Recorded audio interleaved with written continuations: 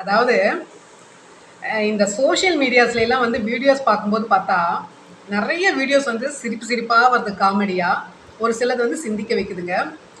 ஒரு வயல்வெளியில் ஒரு பாட்டி சொல்கிறாங்க, டே கருணாநிதி பேரனே, எதுக்கு 1000 ரூபா கொடு கொடுன்னு விஜய் போட்டு கஷ்டப்படுத்துகிற? 1000 ரூபா கொடுக்குற மாதிரியே வச்சுருக்கீங்க. 10,000 கோடி கடனை வச்சுட்டு போயிருக்கீங்க. எப்படி 1000 ரூபா கொடுப்பான்? உங்கள் அப்பா 2021 ஆட்சிக்கு வந்தப்ப எடுத்தோடனே 1000 ரூபா கொடுத்துட்டீங்களா? 2.5 வருஷம் கழிச்சு தானே 1000 ரூபா கொடுத்தீங்க அப்படின்னு சொல்லிட்டு அந்த பாட்டி அப்படி திட்டுது. அதே போல் நிறைய பேர் வந்து என்ன சொல்கிறாங்க அப்படின்னு, நிறைய மக்கள் என்ன சொல்கிறாங்கன்னா, ஆட்சிக்கு வந்து 13 நாள் தான் ஆகுது, அதுக்குள்ளே என்ன பாலியல் வன்கொடுமை நடக்குது, கொலை நடக்குது, என்ன ஆட்சியே சரியில்லை அப்படின்னு சொல்லி எல்லாம் தூற்றிட்டு இருக்கீங்க. எல்லாம் உங்கள் ஆட்சியில் பண்ண அந்த போதை பழக்கத்தினால தான் இது வரைக்கும் வந்து அந்த பாலியல் வன்கொடுமை நடந்துட்டுருக்கு.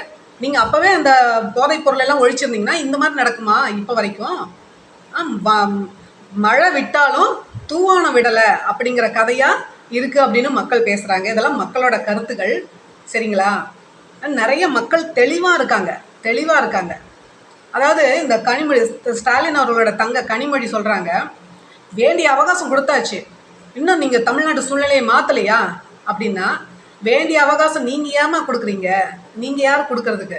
மக்களாகிய நாங்கள் தான் கொடுக்கணும், சரிங்களா?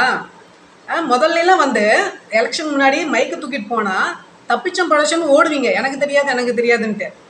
இப்போ என்னடானா வந்து முன்ன நின்று அவ்வளோ வேகமாக பேசுவீங்க. ஆட்சிக்கு வந்து 13 நாள் 2 வாரம் தாங்க ஆகுது. அதுக்குள்ளார செய்யனா எவ்வளோ விஷயம் செஞ்சிட்ருக்காரு, சரியா? நல்ல விஷயங்கள் நிறைய செஞ்சிட்ருக்காரு மக்களுக்காக. மக்கள் பணியே செய்யறதுக்கு தான் வந்திருக்காரு.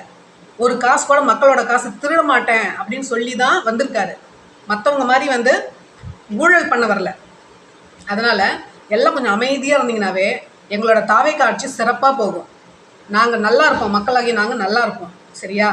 தயவுசெய்து நீங்கள் யாரும் வந்து நடுவில் சால் ஓட்டாமல் இருந்தால் நல்லா இருக்கும், சரியா?